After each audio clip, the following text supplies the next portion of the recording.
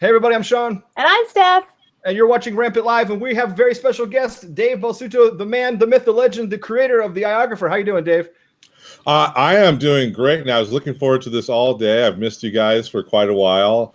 Of course, we love you. We've had to deal with some tragedies lately, and I know you guys kind of went off the radar for a little bit, and I'm not going to get into politics or anything like that, but that whole thing affected me so deeply. My wife and I, being a parent, I guess, I don't know, just more so than anything has ever happened, and tragedy-wise. And I was just so angry that whole day. In fact, we were driving back from having a nice lunch the next day, and some guy cut me off and flipped me off, and I started to chase him like a madman with my little son in the back and my wife. And she's like, "What are you doing?" Because I don't care, you know. Right. And your beat up little Subaru, I could care less about you, dude. But I was like, and I calmed down. I'm like, wow, you know. So I mean, that really affected me, and being right there on the front lines, you guys. I'm just so prayers for you guys, and glad to see that you're back, and I'm your first person back, so I'm excited. Yeah, today's really our first day back to work. We tried yesterday, it was hard. We went offline completely. Everything was automated last week. And Stephanie and I just spent time with each other. We don't usually get a lot of husband and wife time, and that really Orlando has played a huge part in our lives. We both worked for Disney in many capacities. Stephanie was in all the parades. I was a monorail pilot. I worked in marketing. Stephanie worked in Tomorrowland. I met Stephanie when she was working as an attractions host. I proposed on a ride and got the management and all the cast members to spell out messages across the ride. Orlando, we had our first house here, our first apartment here. I mean, Orlando is just a huge part of our lives, and just reading all the nonsense on Facebook and all the just the evil. It was just enough to. It's still hard today. We're grateful that I feel bad for the two people we had to cancel on last week. We were trying to reschedule that, but it's been. Eric, I was a monorail pilot for a long time. I used to live spiel, baby. I used to say, "Welcome to the Magic Kingdom, the vacation kingdom of the world." So Wow, that's great. I miss the old Orlando, and my little brother came up for the very first time, stayed with us, and we were showing him Orlando that night. He was all over that weekend, and we were a mile and a half away. You know, it's just like, man. Yeah. And we were going to go to Disney Springs, and they said that he was going to go there, or he was there, and so whatever. Yeah. Like you said, don't want to get into politics, but I lost a lot of Facebook friends over stupid comments, and it's hurtful. It's just hurtful. I will say I've never purged my Facebook, but I did that after all of the stuff I saw floating around. Yeah, and I was like, wow, I really don't need these people, and a lot of them I really didn't know, and I don't know why they were my Facebook friends, other than maybe early on I was like, I want as many friends as I can, But now it's nice and quiet, and I'm happy, and I think everyone that I'm friends with, we're simpatico, and that's the way it should be. So if you're a friend of mine on Facebook, you're lucky. No, we barely made the cut. You made the cut, though. Yeah, no, it was great. So you guys, thanks for having me on the show. Your show's doing great. I watch it all the time, and it's just lots of good things with you guys. So dude, thank you. First of all, you were a big influencer to us. You're basically a mentor to me. And I love that, because being an entrepreneur is one of the hardest. Not to Stephanie. Well, I'm sure you are. But I can't speak for her. Okay. She actually has to. We're actually going to try to get her to speak on this episode. That's the goal. That's my plan too. Yeah. You're huge. Go on. I like that. You're a huge mentor to me. Being an entrepreneur is very difficult, and you're alone. You're in a bubble, because most people just cannot understand where you're coming from. And it's difficult. It's like trying to keep a campfire going constantly, no matter what you're doing. And you've been a huge inspiration to us. You got us involved in Blab. You sent me my favorite book. You sent me the Gary Vee book. I mean, that's game changing. I've been listening to it and reading it every day. So let's talk a little bit about who you are, for the people who don't know who you are, which I'd be surprised if there's anybody out there who doesn't know who you are. But let's talk a little bit about you. You're most famously known for inventing the iOgrapher, which is one of my all-time favorite devices. Can you tell everyone a little bit about the iOgrapher? I thought I was most famously known for my part in American History X. We're going to get to that. Okay. Spoilers, man. Well, we'll talk about that then. The iOgrapher, yes, the iOgrapher. So I was a high school media teacher in San Marino, California. And everyone in my class, I had 130 kids. They were filming with their iPhones and iPads. It was always shaky or vertical. It was bad audio. I tinkered around in the back of my room with some design sketches. In fact, I ran through them the other day. I was like, wow, I cannot draw worth crap. How did this become what it is today? But I made a 3D model, worked with an engineer to really get the design down. And then we did a Kickstarter campaign. I sent it to Shapeways in New York, which is a 3D printing company where you just send them your STL file. They print it up, and lo and behold, I had a working prototype. And I literally was going to leave it there because I really just needed it for myself. I created this thing for myself. And then my students were like, hey, this is cool. You should do a Kickstarter. And I'm like, what is that? And so I really started to dive into crowdfunding. And I said, let's see what it is all about. And so this is the newest. This is the iPhone 6 Plus version. And so the whole concept was for me to have handles that I couldn't believe there was nothing that I could just have handles and hold things steadily. That was the biggest thing. I also wanted to put it on a tripod. I want to have shoes on top to add mics. Wanted to be able to put lenses on it and just turn it into a filmmaking tool because at the time, the iPad mini had just come out and I thought, God, this is such a great tool. And so I just really dove into iOS type filmmaking, and it's grown like crazy where we now have 4K. And, the new iPad Pro, which we were designing a case for, is phenomenal. I mean, you put 4 of those together, multicam shoot. I mean, it's ridiculous. So that's kind of, from there, everything just kind of blossomed. And we now are, I'm the CEO of iOgrapher. I quit teaching because I had to, not because I just didn't want to teach anymore. I loved teaching, and there are so many things I've done in my life. And I know you want to dive into some fun stuff, but teaching was one of my favorite things I ever did. Just reaching with kids and showing them things that they never thought they could do and help them go in different directions. And but I was literally juggling and running back into the classroom and saying, this is what's going on. You're going to do a short film this week, and this is the subject matter, and go get them, guys. And I'd run in the back room and I'd go, okay, distribution in Germany. How are you doing? What do you need here? And it was just, there was no way I was going to drop dead. So I retired and just became a full-time entrepreneur, which is all something I'd never done before. I had no idea how to do it. I read a bunch of books, and here I am. And I dyed my gray hair so I'd look younger for VidCon this week, which I'm going to in a few days.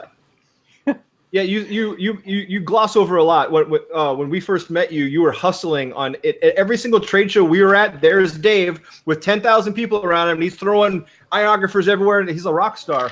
And you really helped mentor us about, because we started about a year after you guys did, and you really helped guide us through the trade shows, and you've been one of the very few people to us. Everyone else is like, what are you doing here? They have no idea. I mean, you guys are so. I tell, and the audience out there, I tell them how deeply impressed and how I wish I had an iota of talent that they have. Because I edit something, I'm like, God, this is my greatest editing thing. And I see Sean does something in like 2 minutes, or Stephanie in 5 minutes or 3 minutes. And it's like epic Emmy winning thing, So I am in awe of you guys as well. You're very kind, sir. You're very kind. So, Stephanie? So we there we go. We have the iOgrapher story. So can you tell us and tell everybody how you got into filmmaking and how you got where you are right now? Well, everything in my life has been a series of accidents leading up to where I am today, I think. And everything kind of fit in the puzzle of my life, which at 51 now, I'm an old man. I look back at all the things I did, out of college. I played football at San Diego State. I got recruited there by a company called Dean Witter Reynolds in New York. Worked on the 63rd floor of the World Trade Towers. Wow. Where I was a stockbroker. Doing it there, and thank God I left that job, right? I would have tumbled one day. So I was out one night. I actually loved being a stockbroker. I think the movie Wall Street really influenced me. And I don't know if I was headed down to be a Gordon Gekko and I was in jail right now, but I loved the movie and the lifestyle. And one night I was out with some friends, and a couple of them were models, and this casting director had come up to them and started talking to them that they knew her. And then she turned to me, 50 pounds lighter Dave with more mom. How would you like to be an extra in Rocky V? And I go, absolutely, I'd love to be an extra. I had no idea what an extra did or anything like that. And so a week later, I'm on the set of Rocky V, and there's Sylvester, and there's, all the other people that were in it. And I was like, this is amazing. You know what? Everything away, and I'm going to be an actor now. And much to my parents' heart attack, I left New York and came back to LA with them and moved back in, leaving at like an $80,000 a year job to, at age 23 at that time, to come back and become an actor. And I had no idea what I was doing. I just started on little calls and ended up getting my SAG card within a year and doing a bunch of films and stuff like that. And that kind of led into one day I was sick of being an actor. I was sick of driving in traffic I live in Pasadena. I'm going to drive to Santa Monica, which in the real fantasy world should take 15, 20 minutes. It's an hour.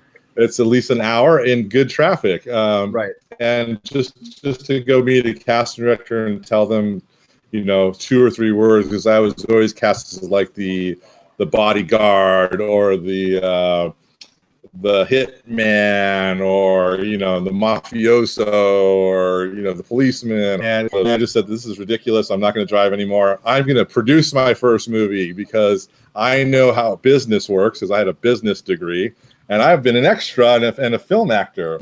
I'm going to mesh them together and become a producer. And so literally within 45 days, I put together $2.5 million and did my first movie, which was called 18 Shades of Dust, and it was starring Danny Aiello. We went back to New York to actually film this, and it was my first producing job. So it's kind of right. See, you've got that quintessential Hollywood career that I always heard about and could never figure out myself. I just went from job to job, but you stumbled into all these amazing opportunities, and look at you, man. Okay. So let's talk about American History X, since you decided to spoil it. Most people don't know this. So go ahead. Well, so during my time in acting, before I got sick of it and became a producer, which was even more crazy, I've been on it was in Steven Seagal movies when he first started, Out for Justice. I can't think of the other one that was on the boat right now. I can't think of the name of it, with Tommy Lee Jones. Anyway, I was an extra in that. I was a stuntman in that. I actually got blown up. I'll show you the scene one day. It's pretty funny. Because at one point, as an actor, I'm like, I'm going to be a stuntman. This looks great, and then that didn't go anywhere. But then I just did lots of television shows, from Cheers to Mad About You to News Radio, you name it. There's actually a funny a funny thing I remember on the set of Cheers. So Woody Harrelson and who's the Cheers guy? I can't think of his name right now. Sorry, it's 110 degrees out here. The main star of Cheers, Ted Danson. Okay. Sorry, yeah, I forgot. You guys are like, Cheers? I'm only 30 years old. What's Cheers? Okay, so some of you in the Walter, you know Cheers. I am not 30 years old. Okay, let's just understand that. I do remember Cheers. I just don't remember his name. You 25-year-olds, anyway. 25, so yeah, I'm on the set of Cheers, and it was one of my first big roles, and it's a scene where Woody is like bringing in or ordering stuff for the bar. It's the first time they let him go into the bar and order stuff, and he mixes up things. And one guy brings in this big thing of blocks. I bring in a thing full of pallet full of cement. And so anyway, so we're hanging out on the set, and it's a pretty fun set. I want you to go behind Woody and just hold him like a bear hug, okay? I mean, you're a big guy. Do that for me, will you? And I'm like, I'm going to go behind Woody Harrelson and grab him. I mean, he's going to think I'm psychotic, and I'm going to get thrown in jail or something. So I go and I do that, and I hold him, and Ted Danson runs up and throws water all over both of us. And then I let go, and he chases him, and there was no harm, no foul. But it's just crazy moments like that. And segueing into American History X, which was a script that I just loved. I thought it was going to be amazing. And Danny Kaye was Danny Kaye, not Danny Kaye. I can't think of the director right now. He was just like this amazing director from England who had done these great commercials. His last name's Kaye, and I can't think of the first name. So he brings me in, and we do the reading, and I'm like, got the part. I'm so excited. Tony Kaye, thank you, Eric. You're amazing. Eric, you win an iOgrapher tonight just for that. Thank you. So that's our first gift. Thank you. And all you people that help my dementia out there with my answers, I appreciate that, and you'll win stuff. So so I get the part, and I'm so excited. I go meet Edward and Edward Norton and no, you don't win anything. So Edward Norton and all the other actors in there, and I'm just like, this is such a fun time. These guys are super cool. So then flash forward about 4 or 5 weeks later, when we get into production, a whole different Edward Norton than the guy with the long hair I met at the reading. Here's the guy with Nazi tattoos and everything, and just into character, like F you, man. I was like, whoa, this is a trip. So I show up on the set, and I prepared myself. I did my lines. This was going to be my best part ever. And Tony tells me to come over. He sends me into a room. He wants to meet somebody. He sends me into a room with this guy who was a consultant who had just got out of jail for manslaughter for 15 years. And he wanted to tell me all about what a jail guard was like and what life in prison was like. And so I had to sit down for 25 minutes talking to this guy, hearing horrible stories that still haunt me to this day. And then I go, okay. Then I go back out, and Tony's like, okay, Edward, he comes over. You guys, all your lines, you're not going to do them. You're going to improvise this. I just want you to go on your emotions. And I'm like, I'm going to improvise a scene with Edward Norton? Are you kidding me? Kill me. I'm not going to do this. Yes. And for some reason, out of the blue, when it happened, I just kind of went into this character and started yelling at him and saying lots of bad words. And Edward responded, and after that, he high-fived me and said it was like it was great for him, and thank you. And I was just like, la la la, I'm an actor now. Anyway, little bit did I know. But I was done with acting. I got into producing. I had actually produced with Mel Gibson's company, did a film called Wish You Were Dead with them, and then got into Lifetime Television, where I exec produced some stuff, and just, was doing good. But I got burned out. I mean, it's, just feast and famine. It's roller coaster rides. And I said, I just wanted to have a nice, chill life. And my wife at that time was like, let's have a kid. And I'm like, I can't go on 16-hour days, 18-hour days, traveling all over the place, with a child, So I'm like, I'm going to retire. So I literally just retired and was not doing anything. And then I got asked to teach at my rival high school when I was growing up. So that was kind of fun, and got my teaching credential. And I literally, that's all I wanted to do until the end of days. And then I screwed it all up by inventing this stupid device. It's amazing. It's amazing. Come on, stupid device. Come on. Okay. All right. I do love it. It's my other child. And when I get customer service calls and people say things like, this doesn't work, I'm like, what do you mean it doesn't work? No. Full ride. It's been a wonderful ride. It's been a very learning experience day by day. And every day something new happens. I get emails from people in the education world that love the stuff and are telling me how they're using it. We got a big write-up today by the BBC, who one of their main guys that's just loving using it he's doing a series of interviews on CEOs throughout Europe, and that's all he's using is his iPhone and our cases and stuff. And he wrote this big blog article, and I was like, oh, thank you.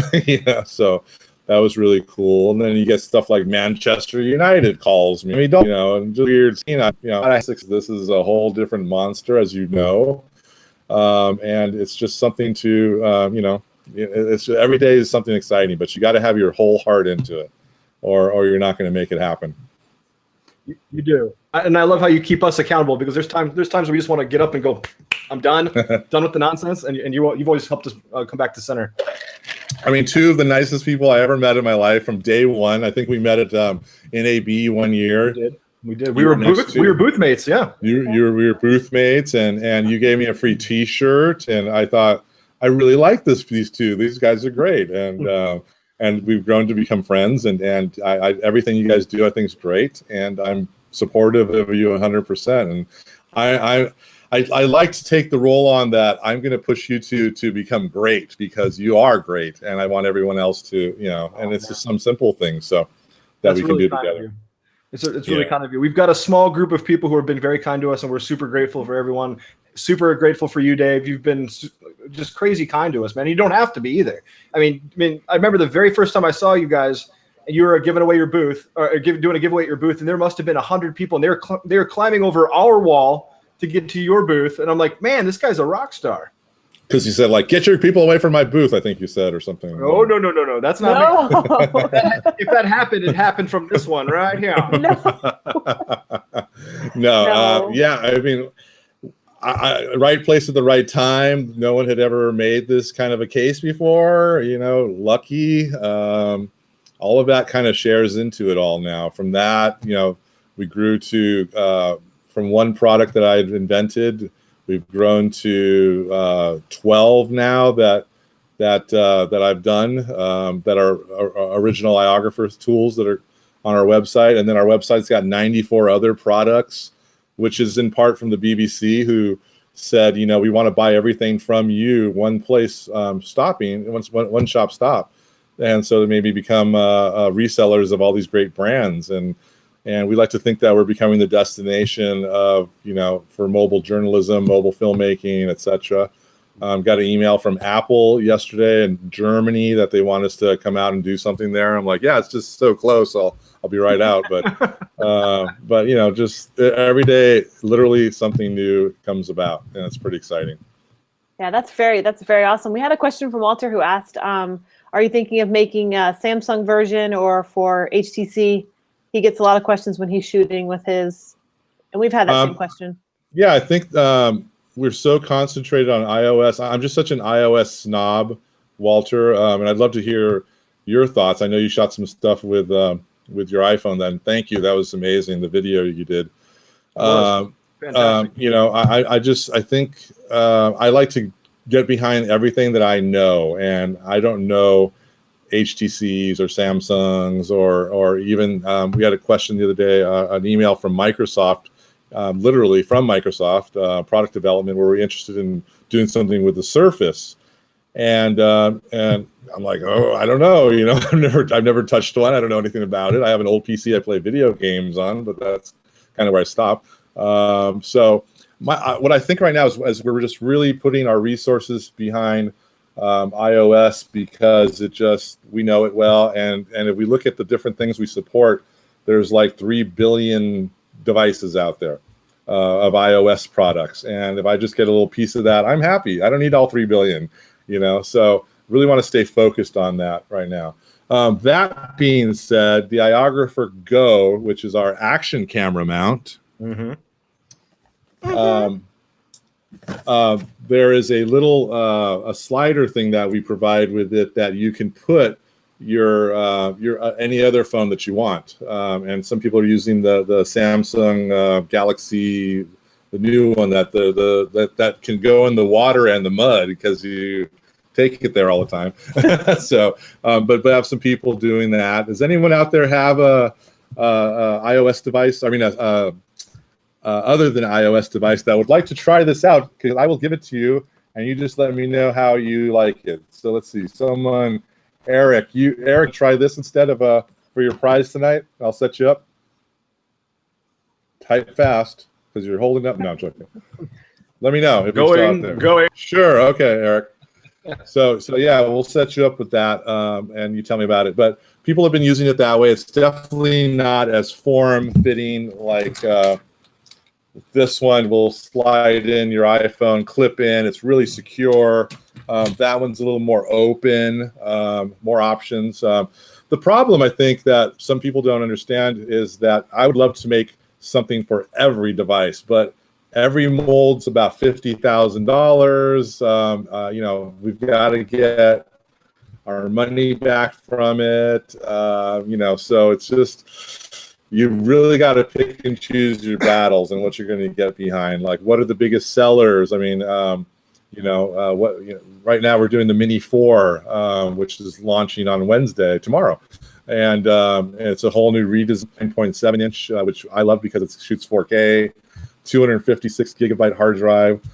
That's literally all you need to go make some awesome content. That'll be done in about 6 weeks. So every time we do that, we're like, I see my cash pile in the bank getting bigger, and then it's like, oh, we got to develop 2 or 3 new products. It goes, because then there's the mold, there's the packaging, there's the actual making of the pieces, and then knock on wood, we're selling a lot, so we have to make a lot of them. So anyway, it's just going like this, but I love it. It's so much fun, and especially when I get things from users out there and schools and pro sports teams, and just telling me great stories. So but I'm not going to. Go ahead. Oh no, sorry. Go ahead. No, I'm saying I'm not going to overlook you guys forever, because I know there's a market there. So, as an entrepreneur, though, can you explain? You've obviously got a limited amount of time before that product either slows down or stops altogether, because Apple is releasing 2 products a year, basically. So you've got a year from when the iPhone comes out, and then the S version will come out 6 months later, 8 months later, whatever it happens to be. But what is your average lifespan of a product for you? Mm-hmm.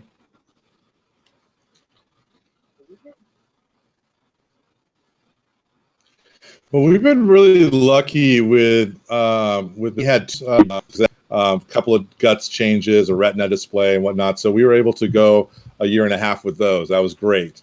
Then the Mini 4 comes out, and Apple says, let's make it about 1/4 of an inch longer, and let's move the lens a little bit. So that was really nice of them. So that made us deliver, the whole new thing. Then the Air, we had just finished the Air when they announced the Air 2. And, we just invested all the money in the mold. It worked perfectly with the Air. And the Air 2 was the same size, except they moved the lens 3/16 of an inch. Oh. So now our lens adapter area was not centered. So we did a little workaround, and it's been good for now.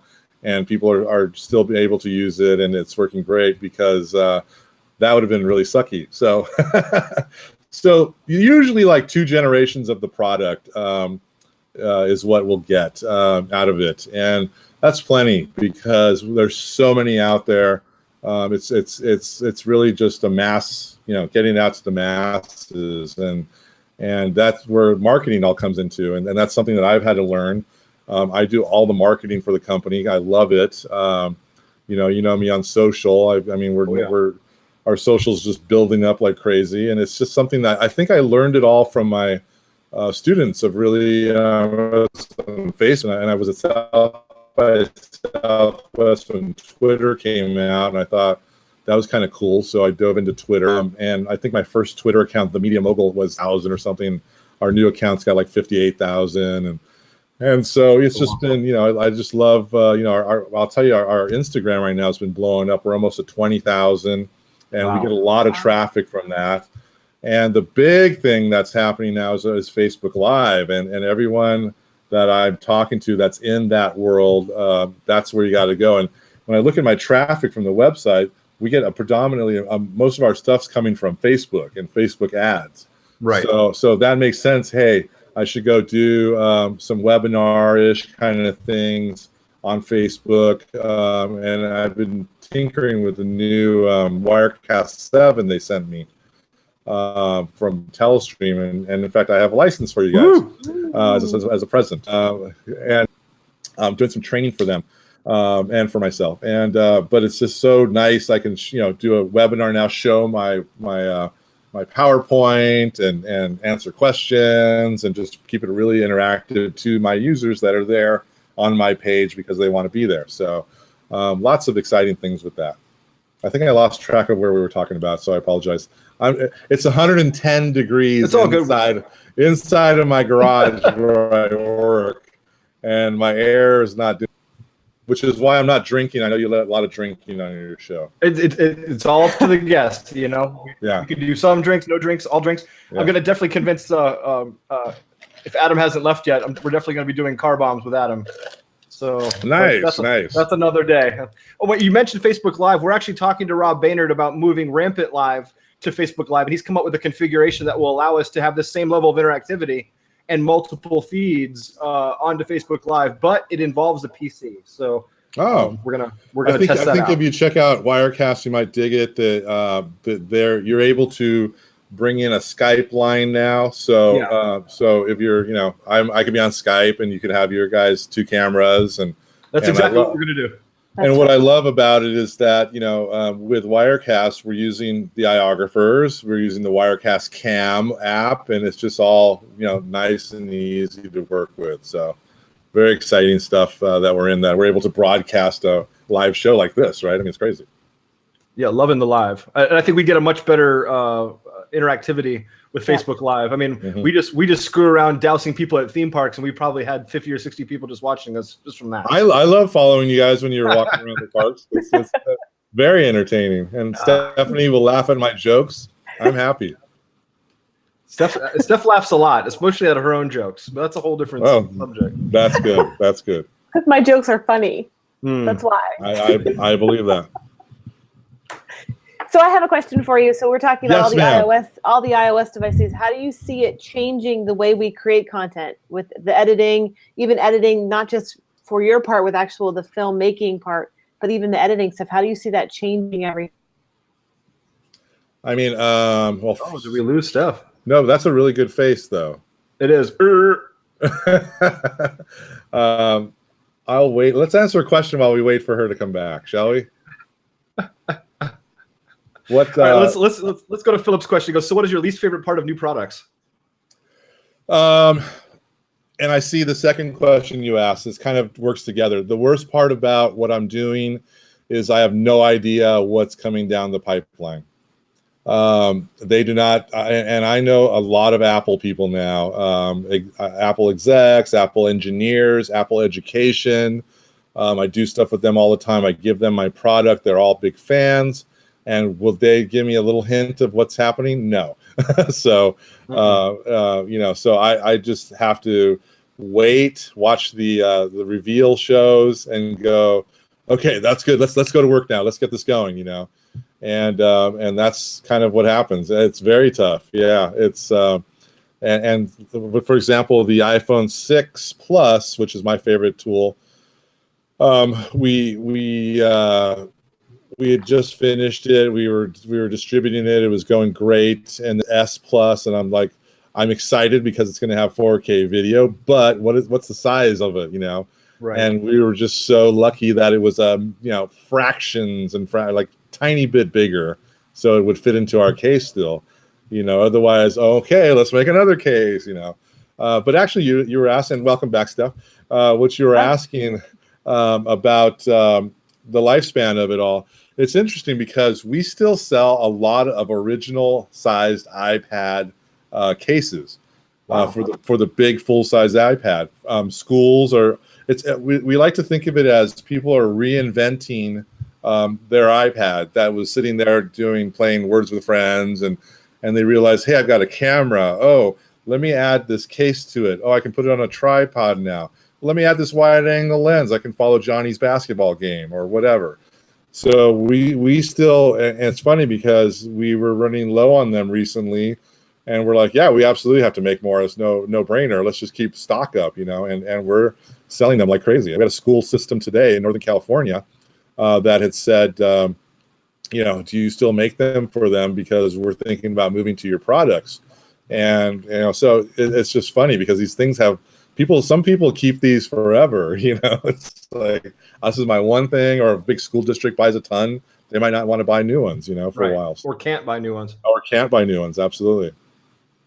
So Steph, you had asked a question. I'm sorry, what was it? Oh, I was asking about how do you see with iOS editing and filmmaking, how do you see it changing the way we create content?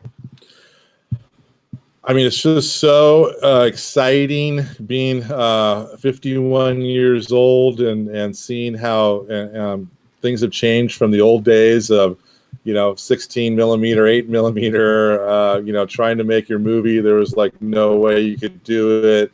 you had to have your parents have some money to throw a nice camera at you, and how are we going to develop this? And I remember when I first camera, I was in my late 30s, I think, and it was the Panasonic DVX100. I mean, I'd been around film sets my whole life and seen these beautiful Panavision cameras that I knew I could never afford. And one of my films, I remember, our budget was so tight that we had to get short ends. And if people don't know what short ends are, they're small, or not small, but they're pieces of film shoots that people have left, and you put them, as much film as you can.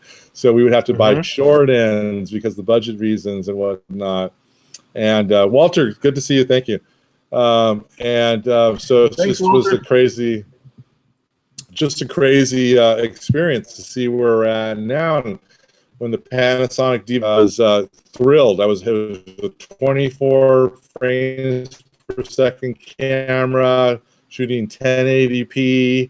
And I was like, wow, this is amazing, And so I actually made them. One was called Death Click. Maverick Entertainment bought it, produced it for me, and I directed it, and we made it for $10,000, and we sold it to Blockbuster for almost $100,000. It was back in the day when people were just like, we need movies, we'll give you anything you want, So it's pretty funny, and so that was a wonderful shift. And now people have these things in their pocket that are shooting 4K that you can broadcast live anywhere you are and interact with your audience. When I was in Hawaii recently, and I was on the ship, the Missouri, and I decided to come and bring out my iPhone, and I thought maybe a couple people want to watch. I'm walking around the Missouri. It's a famous battleship. They signed the end of World War II on it. 76 people watching this, asking me questions. Can we see that gun again? And everything's just crazy. And seeing the kids when I was teaching, that's what they are all about, watching great content, entertaining content on their devices. Right. My son doesn't watch television anymore. My son watches YouTube. He's 8 years old. He has his people he loves, and that's what he watches. I'm finding myself in sponsored things on there. They give me quick little stories every day, and my wife and I are like, just see that, and that's how we're getting some of our news and stuff, and everything's shift fast. But the tools are catching up and getting there, and they're making this able to happen. Last weekend I was spur of the moment asked to come and do a multi-camera shoot for Q, which is the educational organization in California in schools for technology, and they had their student film festival. And they wanted to stream it to Facebook Live. And so I was like, okay, let's, the guy that runs second in command there was actually one of my former football player friends. And so I went over them. I took my assistant, Amelia, who's my VP of sales, who really has no techie background. Within minutes, I had her set up on my laptop doing switching between 3 cameras. And we were doing Wirecast and going out to Facebook, and it was awesome, and everything I had was in one backpack and a couple of tripods I brought. You used to have a truck with cables and switcher boards. And the recent iOgrapher film contest we had, short film contest, we had over 420 from all over the world.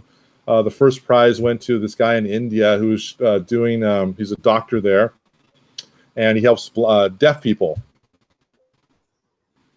And he did, great stuff with this deaf school, and did a little documentary on it. You just saw this great quality, but it was a great story of how these people are just persevering in their hardships, and we unanimously just said, we're going to set this guy up with everything he needs to make even better videos. And so everyone out there wants to tell stories, and so we'll help you facilitate things that'll help you make them better. So editing. And I think you do that. I think you do that. I just think the post side of things is really, really far behind what you're doing. Absolutely. That's a great segue. Absolutely. The apps are terrible, man. Terrible. Absolutely. And I work with Adobe a lot, and we're good friends, and I'm going to see them this week. We're doing stuff at VidCon together. And I have their ear, and I show them what we're doing and how many things, and they all use my products, but even they don't really get it. You know, they go back to desktop. They go back to desktop. Someone's going to come up with, and hopefully it's you too, because I love you guys. Someone's got to come up with an editing system that is multicam, not multicam. Well, God, if you could do a multicam switch thing, that'd be nice. But Switcher does that now. But if you could do some edit in 4K on the big iPad Pro, right? And maybe there's a Final Cut for iPad, or Premiere Pro Lite, or but what they're making is little slider things that you just cut a little bit, very simple transitions. There's got to be a way to add, and the biggest complaint I hear from the likes of the BBC, for the likes of the CNN that uses Windows, CNET guy the other day, people are not able to add B-roll on top. Like, you have your whole thing. You have to come back later and add the audio in another tool. You can't do it all right there. So some kind of a layered editing system. And I literally sat in meetings in San Jose with Adobe and said, "Come on, guys! I'll do everything for you. Let's get behind this." And they came out with Premiere Clip, which is a nice little editing tool next to iMovie. So it's got those two. It is the Mystery Machine. Kevin, you win a free iOgrapher. You can give it away on your show, or you can play with it yourself. How funny! Let's move this over. So I mean, it's someone needs to come up with an editing tool. I don't want to get into apps. Apps are a nightmare, in my opinion, because you keep upgrading the iOS systems. They break. Oh, let's fix it again. It's like a non-stop thing, I think. We're starting into app development, and it's the Wild West, man. I mean, when you're meeting with a client, with a potential coder, and you say, "Okay, I have an idea," and you pitch the whole idea, and you go through the idea, and everyone's on board, and his only response is, "Well, what's your budget?" Like, dude, $1. Yeah. I mean, come on. It's just it's the only industry. Yeah. It's the only industry I know of where there are no prices of wallet. I feel like that scene in Vacation, where they're like, what's it going to cost to fix my engine? And it's like, whatever. What do you got? Right. Right. So, yeah. So I totally understand. No, totally. I mean, yeah, I saw that early on. I actually thought about for 2 seconds making some kind of an app. Especially after I saw, and I love the guy, and I can't think of his name right now. You people out there will know the famous editor that made this little editing app that looks like a moviola. Are you familiar? He's the editor of Iron Man. So if you guys want to look up that, anybody, but he made an app that's still in the App Store. It came out at like $49. Dan Leventhal, yes, thank you, Fred. Fred, you win an iOgrapher tonight. Woohoo! Go Fred. Make sure anyone that I said you win, make sure you email me, dave@iographer.com, and I'll get you set up. But Dan Leventhal, who I've met, we've spoken on panels together. He's really a sweetheart. He made an app, looks like an old moviola, and if you youngsters out there have no idea what that is, it was the way they used to cut. It's a nightmare. But he thought it would be cool and retro, but it wasn't. It has to be simple. It's like, move things around. Yeah, that's right, Kevin. But, so we tinkered in it for a few minutes, and then I thought I'd really go to a person like Adobe and say, this is what you need. Let's make this, and we'll get it out there. And anyway, someone needs to do that, and they will make a fortune, I tell you. Well, so you have an app that's got layers and that I can click and import Rampant stuff. Boom. Blend molds. I like the thing I like what you think. Come on. Eric brings up a good point. Premiere Clip is okay, but it's too limited. It's really just a transport feature. It's really, really dumb. And I love Adobe, but it makes no sense to sort of half-ass an edit and then send it back to Premiere. Why don't I just pull the footage off my phone and edit it in Premiere? It's really, really dumb. Give me an actual editor that I can use on my my iOS device. One of the things I was like, Kevin's got yeah. So let me go to that in a second, Kevin. One of the things about Clip that I didn't like was the titles and stuff don't go over the footage. They're always like cards before everything. So, you know what? Let me just say this. When I was in high school teaching, those were great apps to play with, iMovie and Clip, and it was simple. There's a new app called WeVideo that the schools are really, and I'm telling Adobe, these people are taking your market share. So thanks, Eric. Thanks for watching. Get in touch with me. I can hook you up. And so anyway, so they get it. Filmic Pro is the only app I shoot with right now. I'm on the beta, so I've got some amazing stuff. There's I can say this, I know. So I can use my Apple Watch now to control my Filmic camera. So I can set it up. It's on me. I can frame myself on my Apple Watch and go, okay, and action. Blah blah blah blah blah blah. So that's cool. Super cool. Some really cool features coming down the road on Filmic Pro. They're just on top of it all the time. But even them, sometimes their app's not working. Sometimes so it crashes to the yeah. Does it still make you record? And they'll say, oh, just. No, you can go to Camera Roll or to the Filmic Pro side. So either way you want. That's good because back in the day you had to. So you can you'll get the raw kind of thing. No, you can go right to the Camera Roll now. There's some cool stuff. You can change the bit rate, and it's a great tool. You can change the bit rate, get better. I like to say it's like your iPad or iPhone camera on steroids. Because you can really do so many fun things with it. Plus, the biggest pro is that you can monitor audio with it, which I think is fantastic. And I don't know very many that do that. Kevin's got a good question. Steph. Kevin does. Okay. Yeah.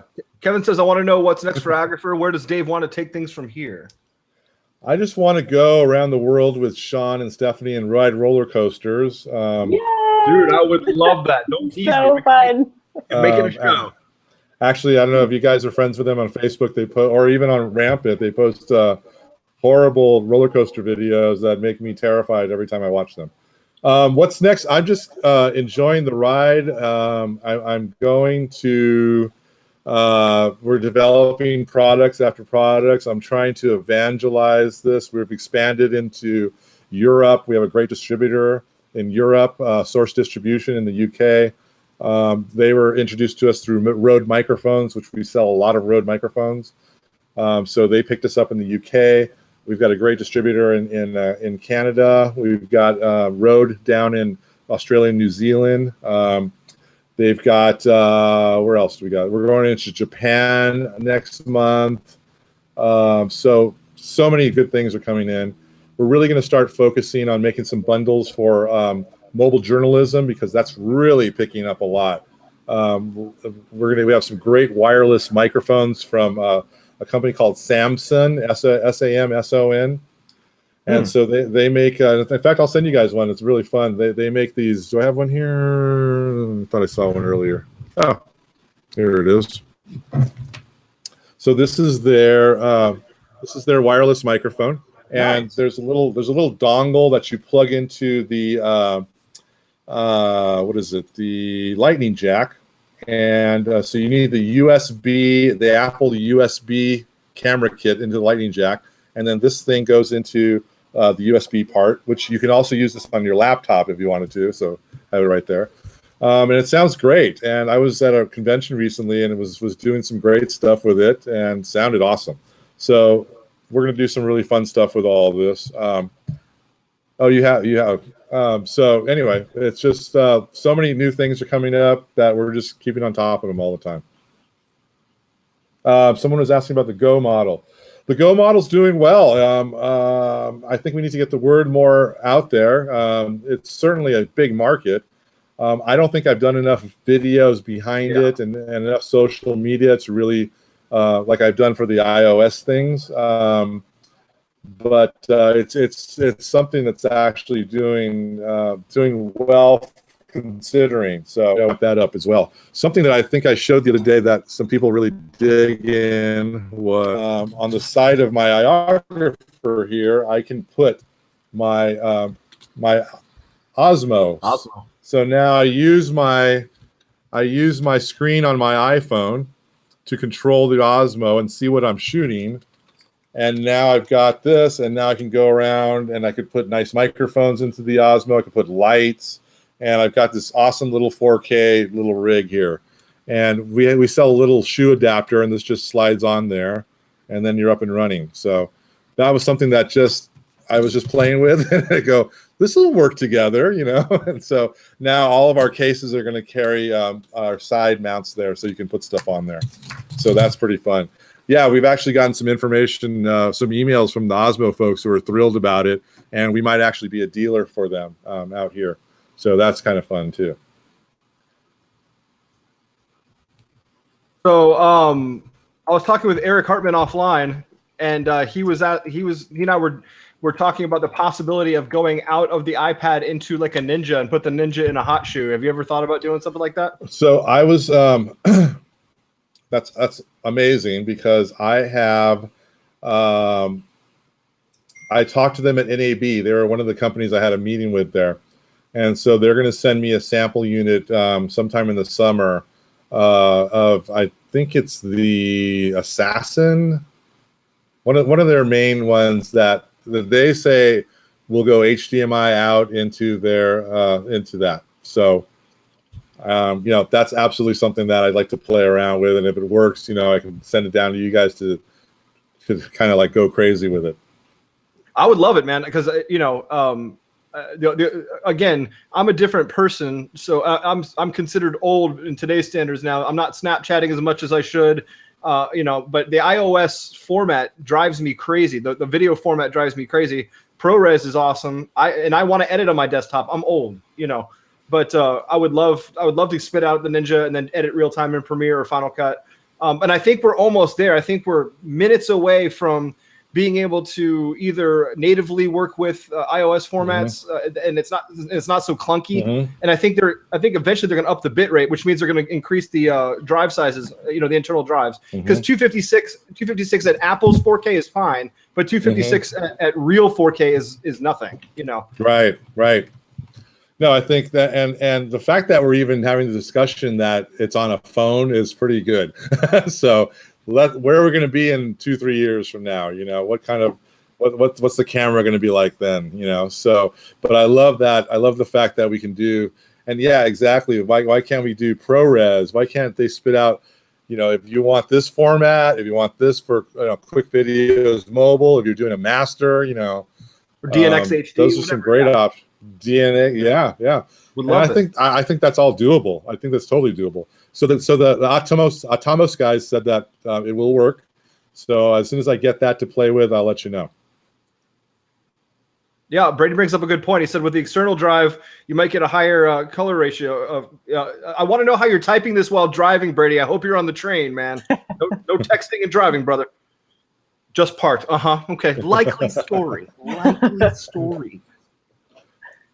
No, I think that's a good. Definitely would be. So, you know, Filmic Pro is actually someone that said that they're working on something to go out into the Atomos as well. So from their app, which will give you a higher quality. It makes sense. It's a second monitor for the iOgrapher. It's a small enough form factor, so it look really slick. It won't add too much. It's got its own battery, so you know it won't drain anything.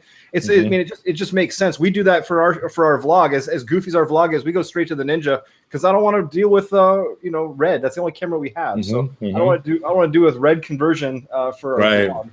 Right. No, I think. What about having it go out to that, but somehow what I'm waiting for is like dual apps on my iPhone or iPad where I can be Facebook Live and filming at the same time, for real, the same camera going out. I mean, things like that I think are not too far away from where we are. So Yeah, dual streaming would be fantastic. Also, getting Periscope to their autofocus is out of control. I'm glad they went horizontal with their video, but man, give me some legit autofocus. Eric, the Osmo actually goes Periscope now. There you now go. I've got that on. I can film. Hey guys, I'm here. Let's go in a nice motion now, and we'll go into that. And all of a sudden you've got some fun stuff. So super cool things. But go ahead. That brings me up to Eric's question. This is something you and I have talked offline about 100 times. And I know you're going back and forth about it, but do you have any thought or interest on possibly making some kind of a gimbal for the iOgrapher? So the Osmo isn't enough? Well, I know. It's a $600 camera, man. Yeah, you're right. Very difficult. Yeah. Very difficult to design. Anytime you get into moving parts, it gets expensive. Moving parts break. So tough. I mean, there's a couple of things that we're looking into seriously, and they're really because of your introduction to them to me was the French company that is making the little box that sits on top of the iOgrapher. And now we film. It's connected somehow, or maybe it's not even connected. I forgot. And when I'm done, I take my footage from my iPhone or iPad. I bring in from the box. It's giving me tracking data. Yep. So now I take those two together. I'm in Premiere. I track it all, or After Effects or whatever. And now I've got the motions all right. It's perfect how it should be, So that's the poor man's, but really cool way of doing things. Oh, it's flawless software. It's gorgeous. Yeah, man. yeah. And I always forget the name. And if you remember it, if you want to put it up, that'd be great to share with everybody. But I backed them on, was it Indiegogo? I think it was. And yeah, and it was forever ago too. It's been like a year or so, and so I know how hard it is to get things done and delivered. So I give them the benefit of the doubt. But that's one way of doing things. The small. One thing I like is for the iOgrapher Go. I know this is not really for the iPhone, but that little camera that we saw at NAB this year, that is like the GoPro killer. You said, that's another. So now, why not have that camera in the middle of the iOgrapher Go and on top's your iPhone, so you can film and you can see. You have your monitor there, or maybe you've got your Ninja Assassin there, and you're taking the footage out of that new camera into there, and there's so many ways to do that. To answer your question, to do a gimbal, it's not on the books yet. There's too many other things to do, and there's some other great devices already. People that make gimbals and know how they work, But right. Yeah, I mean, we're growing every day. If you looked at our sales over the last 2 years, it looks like a stock that's just growing, and it's something I wanted to invest in when I was little. So, it's going great. So. Don't want to derail that right now. I haven't had to oh no, that didn't work. We just buried $100,000, or So yeah. I like to keep what I know it's working.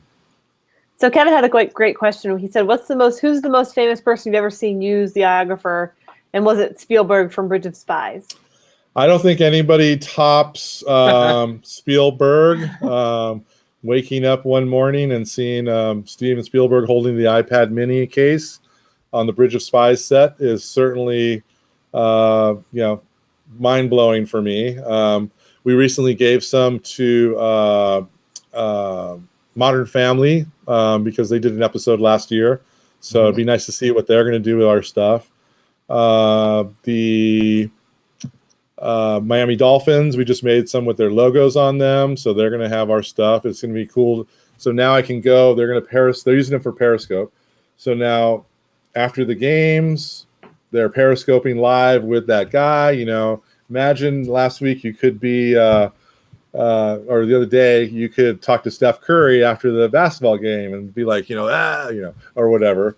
But it would have been fun. Here we're able to interact with our heroes and our sports stars and our actors and politicians, etc. Well, the politicians hide, but everybody else, So. Every day something new, like I said, a sports team or this or that, and that Steven Spielberg, nothing will ever get bigger than that.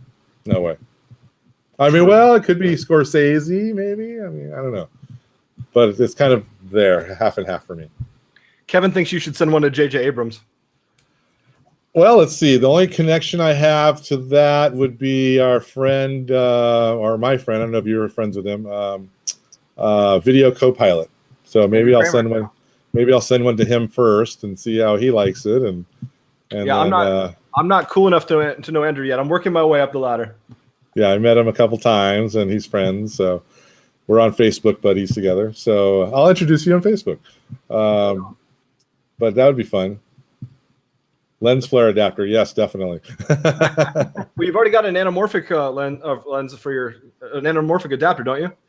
Yeah, so that was a big hit for us. Moondog Labs makes a anamorphic adapter that all of a sudden, if you want to film like Lawrence of Arabia, or for you young people, The Hateful Eight, you can do that now with your iPhone. They did the movie Tangerine, which was shot on an iPhone 5.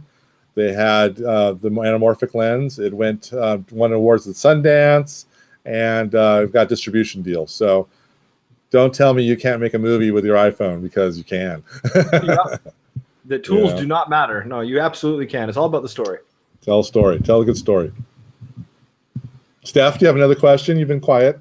Well, I was just going to ask, so we'll sort of, not to get away from iOgrapher, but do you have any advice for anybody who wants to be in, like, either start a business or is getting into business ownership? What advice or words of wisdom from Dave would you have for somebody new coming into this wonderful world of business ownership? So first of all, you've got to be incredibly passionate about what you're getting into. If it's just some whimsical idea because you think it's going to work, or hey, I might go start a termite company because I heard they make good money, or you've got to love what you're doing. This was a huge, I don't want to say it was a huge risk, but it was. I dove off the diving board. I left a really cushy, secure job that I could have done till I was in my 70s, with a great pension and everything, to just make this happen, because it was my one time. So that was. So you've got to go like the Greeks did. They landed on the island, they burned their boats, and they said, we're going to take that city. And you got to have that.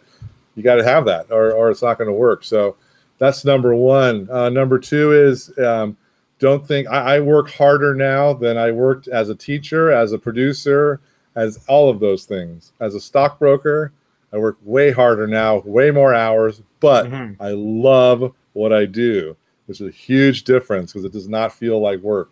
It's just lots of fun. So those are the two things. And then pick your partners well. Try not to have partners if you can. Early on, we've given, we won't get into that. But be careful about that, and just go for it. You really gotta, and test the markets first. If I had done the first iOgrapher on Kickstarter and I made $1 and not 17,000, I would have not done it. Probably I would have said, no one's gonna buy this. I'll make it for myself, and I'm happy. So luckily nowadays, if it's a product, you can do lots of crowdsourcing stuff to feel it out and see how it's going. So on the other side of that, this ties in with the question that was just asked. I know you personally. You're a fantastic dad, and you make sure that when you come back from a big trip, you take your family or your son out and you spend extra quality time. How do you balance that? Because I always see you hanging out with your son, and I think that's really, really important. But again, the business is also another child. So how do you balance all of that? So I've really started to change from early on. Well, let me just say this for a second. One of the best parts of entrepreneurship is nobody's telling me what to do anymore. Right. So I take my son to school every morning. I pick him up every day. We go have lunch after school every day. He comes home, does his homework. I'm in my garage doing work. We find time to have dinner. We play video games. That is more important than all of this. I could care less about, money and all those things. It's more my family is number one. So When I first started, I was going and doing a lot of, and this is when I first started, it's like not years ago, it was like maybe 3 years ago we started, right? 2.5, 3 years we're now in business. And I was going, like you said, to all the trade shows.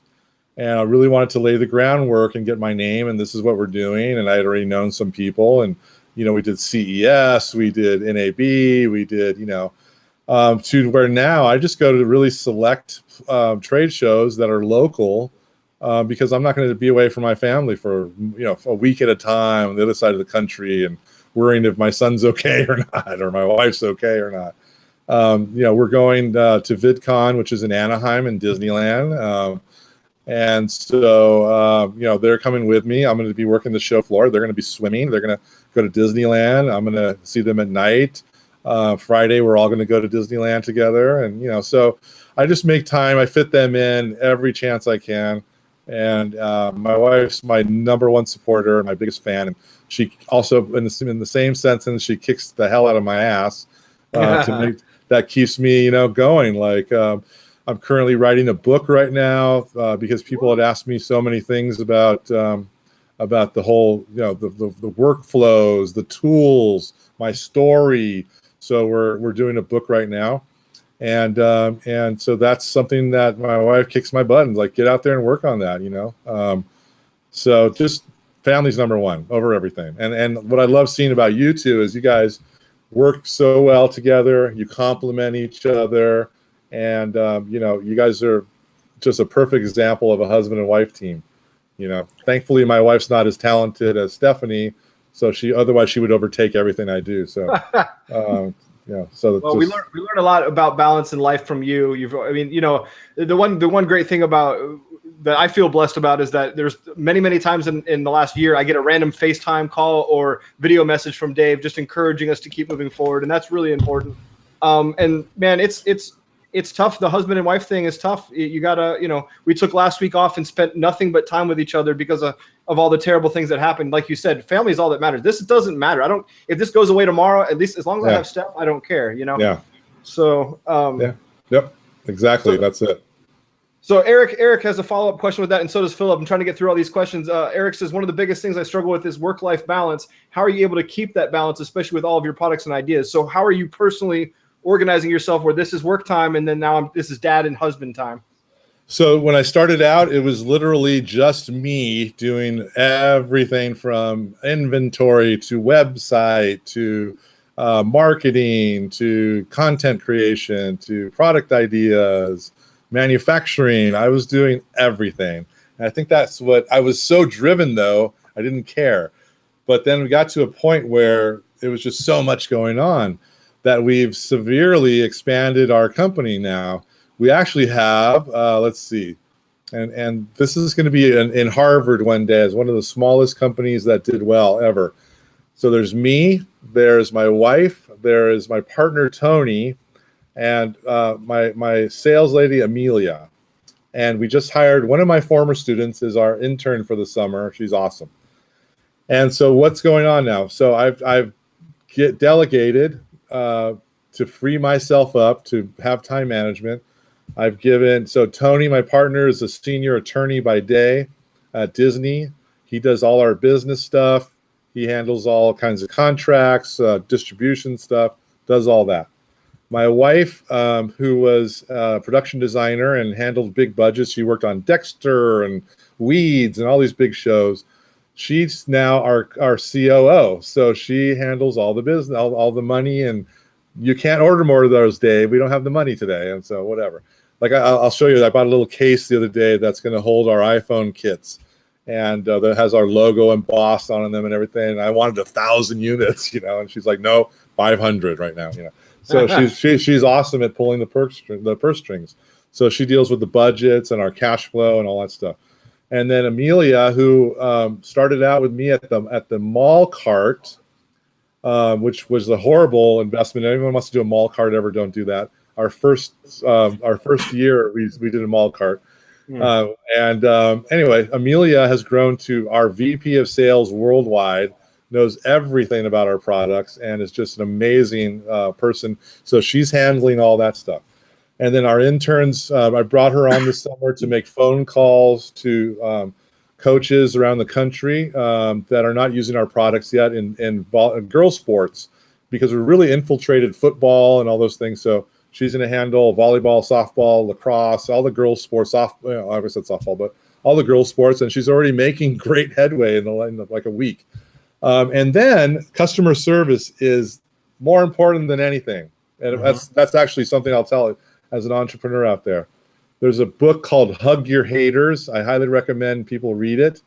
It is the biggest challenge I had as a business owner and entrepreneur, etc., was dealing with people that are unhappy with your product. And it's a very personal thing, and you guys know that. Oh yeah. And it drives me crazy. And sometimes it's that people don't understand what they're doing, which goes back to me to educate them. People that just think your thing sucks, and you just got to deal with it. So now to make things better, we have a company that does all of our online chats 24 hours a day, 6 days a week. They're based in India, but I have gone on Skype and trained them all about our products, I've done a fact list, everything. And that has helped our flow of problems and questions like crazy. If there's anything that they can't help with, they make a little ticket in the morning. I'm able to deal with it right away. And, it's just fantastic. And then we have another company in Oregon that people can call our 800 number, because people still love to make phone calls in this day of age. And before the show started, they were calling you guys. But Yep. so now they'll call, and it's a receptionist in Oregon. It's called Ruby on Rails, I think. No, that's a software. It's called Call Ruby. I'm sorry, it's called Call Ruby. And so what they'll do is they'll pick it up. This is iOgrapher. Can I help you? And they have a list of stuff that they can answer.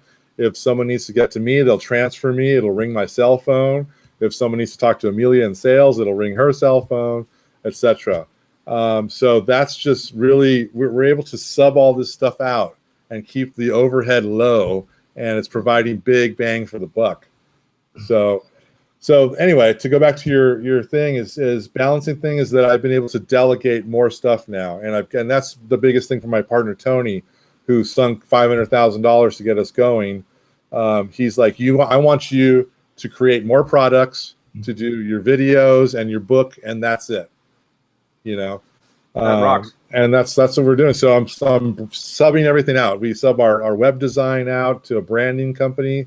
They do all of our branding, our email newsletters, all that stuff with my touch on it. But they handle the dirty work. And that's the only way. Because I am psychotic, and I will sit here and do everything, all of it, and I'll drop dead, and I'll get up and do it again, and it's just not a good thing. And you got to balance it. Sean, Sean, he wants to borrow $500K, definitely. Right, yeah. I've never seen 500K, so sure. I go bust out a Monopoly box real quick. So, Dave, I have a question for you.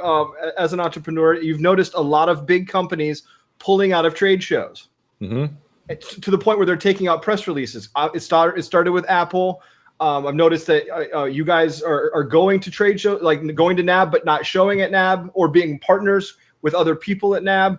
Red just announced they're not going to NAB anymore. That's a huge space. I would love for Rampant to get that space. I don't know what we do, maybe cartwheels or something, but I don't know what we do with all that space. But the point is, there's a lot of people leaving the big traditional trade shows. Do you feel that nowadays with the internet, it's not as necessary to participate in events like that? Or what is your actual thought on trade shows as an entrepreneur?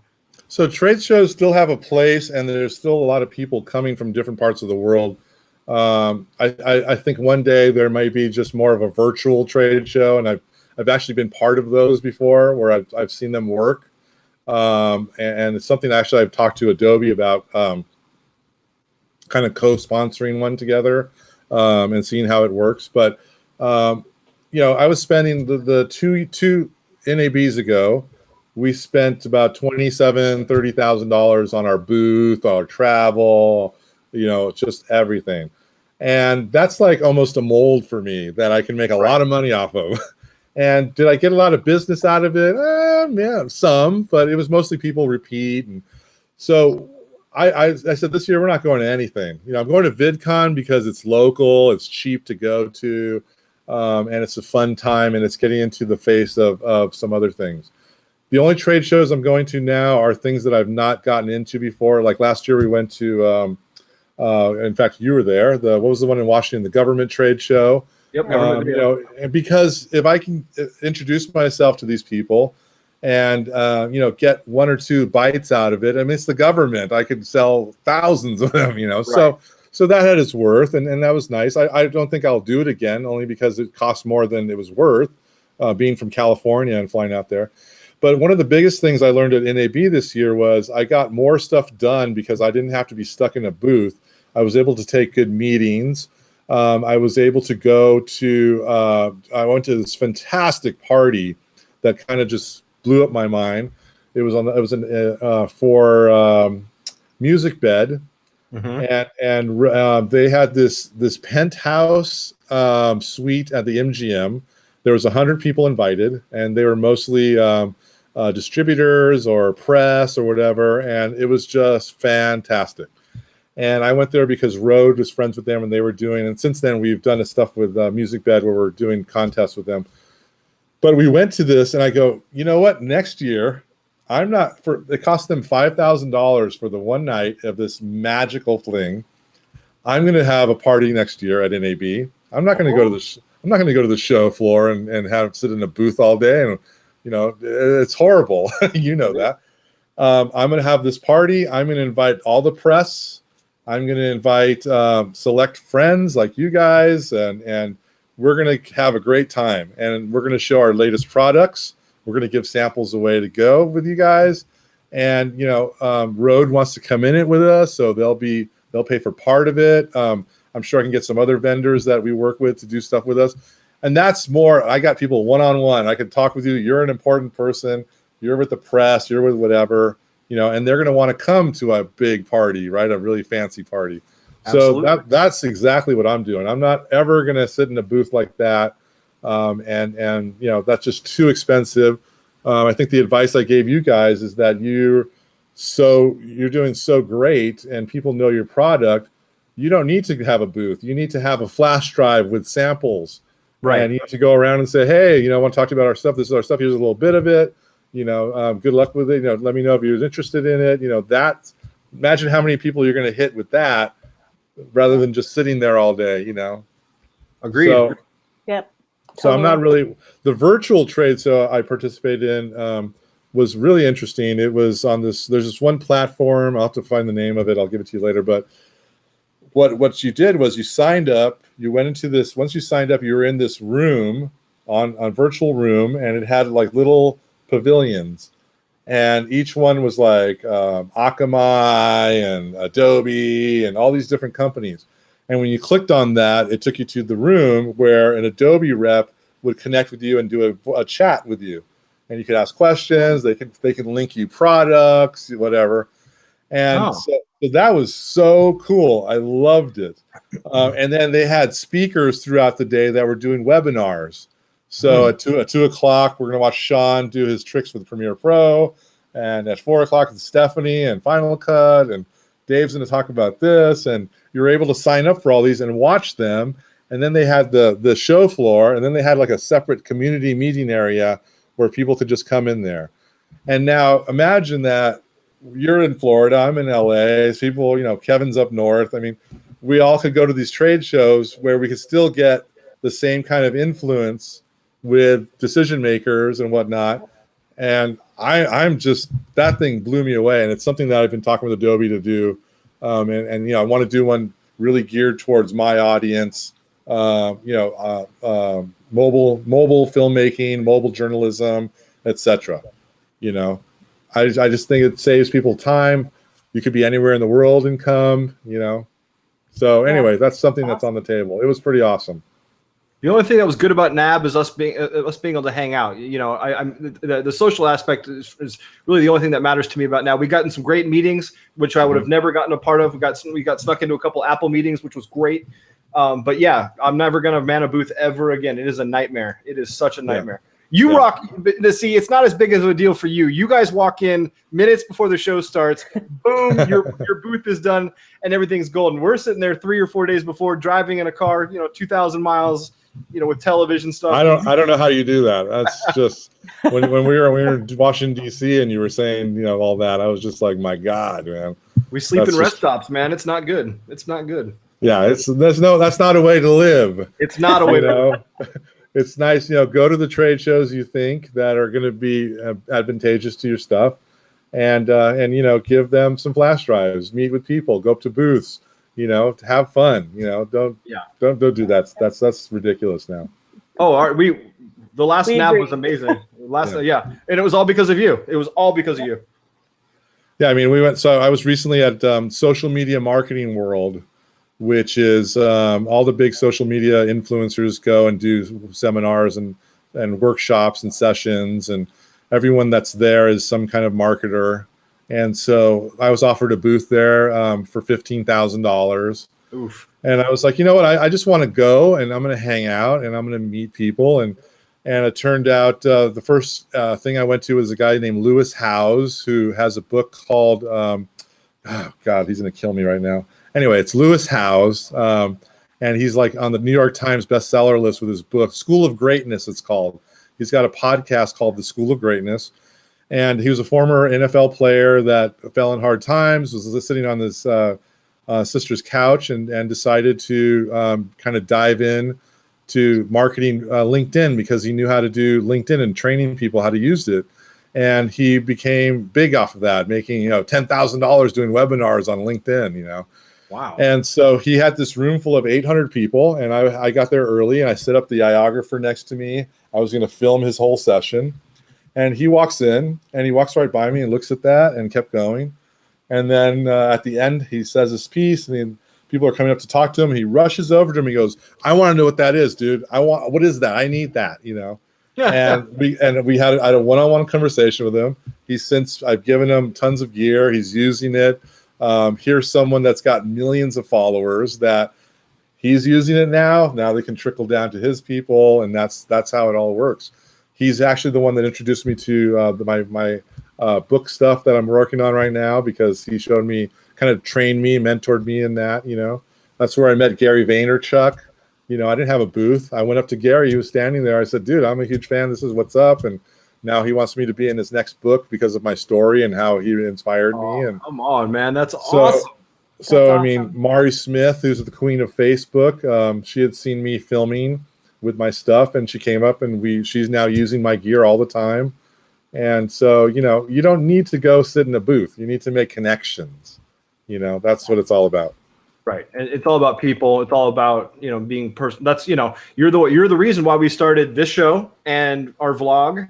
Yep. You and I had a heart-to-heart, sometime around December, and we're like, look, this is the next level. And that's all because of you. So we owe you you guys are great together doing your show, and I think it's been fantastic. So now I just got to keep consistency, and that's the hard part. And I'm right there with you. And I check myself every week. I'm supposed to write a blog post every Sunday, and it's like pulling nails some days. It's like, oh, what am I going to write? I mean, I have a million things I could write about, but can I think of one that day? No, I can't. Right. So I'm starting to work where I'm going to do 5 or 10 blog posts in a row and have them ready to go. That's a good because something worked out that day that, this would be a good something to write about, and so that's my new thing. That's the only way I'll get it done. If I wait till every week, forget it. It won't happen. Yeah, we try to be consistent. The whole nonsense last week shut us down, but we're getting back to it. No, you've been great. Yeah, we haven't missed one yet. Once you made your commitment, the two of you, to start doing this, you've been doing it. So I'm very proud of you for that. We had a lot of people tell us they didn't think we'd make it past like 1 or 2 episodes. Like, well, challenge accepted. Yeah. I think once you start seeing, if you start doing some Facebook Lives too, absolutely, and you start seeing the traffic you'll get from that and stuff like that, I think it's going to be fantastic. Even offer some exclusive stuff. I mean, I'm doing stuff now on Snapchat where I'm going to do some exclusive things to like giveaways or codes for this much off a microphone today or whatever, so your audiences will build up and be there. That's a very smart idea, and keep it on Snapchat so it's a unique and exclusive property. I like that. Yeah, exactly. Speaking of Snapchat, and Gary talks about this a lot, but for those of you who do not listen to Gary or know anything about Gary, converting this industry, not necessarily your main audience, but converting the typical video industry into Snapchat users is damn near impossible. They just don't want to use that. They take one look at it and it's like, nah, most of the people who follow us on Snapchat are 22 and under. And that is, I mean, you guys know the story. So I started to use Snapchat. So I saw Snapchat when it first came out from my students. And I thought, this is the most idiotic thing ever. And how much did Facebook pay? God, they're stupid. You know, now it's one of the biggest networks there is. Yeah. Because that's where and Gary says, you know, this is a place where kids go to be cool. You can't be cool hanging out on Facebook with your parents because your parents are there. You want to be cool on Snapchat. So that's where they went. That's where they flocked to. Since then, it's really exploded as with video on it. The Tribeca Film Festival in New York just had a Snapchat film. Part of their film festival was the best Snapchat film, and there were some great creative ways that people used it to tell stories. And you're seeing these big brands on there. So I started to use it, and I started to tell people, hey, if you have any problems with my gear, or it's a Friday night in a football game and you don't know how to do something, give me a quick snap and I'll answer you back. And people took me up on that. And I started to, hey, this is not working. I bought this, this microphone. And I'm like, send me a picture of your setup. And lo and behold, the guy had the cables the wrong way. Once he changed them, everything worked great. And I was like the savior. And, I provided him awesome customer service. So, Snapchat has turned into a great tool for me. And it's funny because I talked about that. And the next thing I know, I'm on Forbes.com because I'm the Snapchat guru. Right. So it's just been crazy the whole ride, but you got to go. You can't think things are dumb because we're set in our ways. We like to shoot with the red camera, or I only use the Arri Alexa, man. I'm awesome. You've got to, I'm a Panavision guy, you got to go or you're going to be left behind. This thing's moving. This steamroll's moving, and you got to be on top of it, Yeah. Oh, for real. All the people who follow us on Snap are our customers, but they're not the typical customers you see floating around our Facebook user group, for example. Completely different. But it's a brilliant idea. I love when I saw that you got a write-up using Snap to do customer service, and that's brilliant. No, it's really worked out well for us, and it's something that I can do. Now, if it's scaled up to millions of users, I might lose my mind. But right now, it's if people, I provide the ability for people to ask questions in a lot of formats, Facebook, wherever. So if they're on Snapchat, like you said, they're usually in the younger demographic. In fact, the coach that had asked me questions, he was using his student's account, who was helping him film. He had no idea how to use this, but the student knew about that. So I was able to connect with him that way. But it's just you got to keep adapting and trying new things. And like Meerkat, I was a big Meerkat user. I loved it. It's totally dead now, in my opinion. Everyone's on Periscope. So you just got to roll with the punches. And Periscope's on thin ice because Facebook Live essentially does everything. Yeah, I agree. That's how I feel. I went on Periscope for a few minutes today just to let them know I was going to be on the show because I do have followers still on that. And the fact that it's connected to Twitter, which I have a lot of Twitter people. But, Facebook Lives, and you read the thing about that they're going to be all video. Facebook's going to be all video in a few years, 5 years, I think they said. So, you're kind of in the right place at the right time, now just build on it. So Eric asks, what's your biggest struggle being an entrepreneur? Is it staying up with new devices or is it collaborating? What is it? Biggest struggle, what is it? I don't know. The biggest struggle is like maybe building or seeing my war chest go up and down because I'm buying new things. I'm testing new products. We're going to do, I'm just going to throw a random number out there that's very close, but we're going to be in the $4 million range this year on sales. Wow. Our first year we did 900,000, this is 2.5, 3 years ago now. With all the new markets and stuff. It's hard to go, God, I want to buy a new house, but you just have to keep reinvesting and think long-term. It's a long-term trip, we just got our patent approved, which was super excited about because now if you have handles on a case, you're going to have to stop, or you're going to pay us some money. And so, you know, we have that going, and we're waiting. We actually got approved, but we can't do anything about it until we get the actual certificate, which is a month away or something like that. So that was super exciting. But it's literally, I think, you know, having to reinvest, having the long-term plan, you know, I take a really ample salary, a small salary to pay my bills, to live a comfortable life. But, you know, there's a lot there still, and I want to grow. I want to grow to a point where maybe an OtterBox or some company's going to go, you know what, you got this patent, you have these sales, we want to give you $100 million for your thing, you know? And people go, that's crazy, Dave. Really? Well, how many devices out there? Let's just say there's 3 billion iPhones and iPads, right? Right. And we had what, 1 or 10%, not even 10, 1% of 3 billion. What kind of number is that? We're talking 300,000 maybe. Okay. And if we're making, you know, $30 a piece on that, I mean, it's not unrealistic to start coming up with these big numbers, you know, and at a multiple. So, you know, until that point, I'm not ever going to sell this. I love what I do. I want to pass it down to my son, you know, and do stuff like that. So, and luckily Apple will keep making devices that I have to keep keeping up with. So biggest struggle is just really keeping my eye on the end game.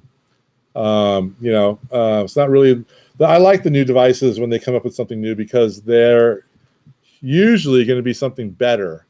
So, you know, it's just now picking and choosing. We're like, for example, the iPhone SE. It was literally the iPhone 5, you know, right, with a few more bells and whistles in there. We would not have made a new case for that, but it fit into our iPhone 5 case.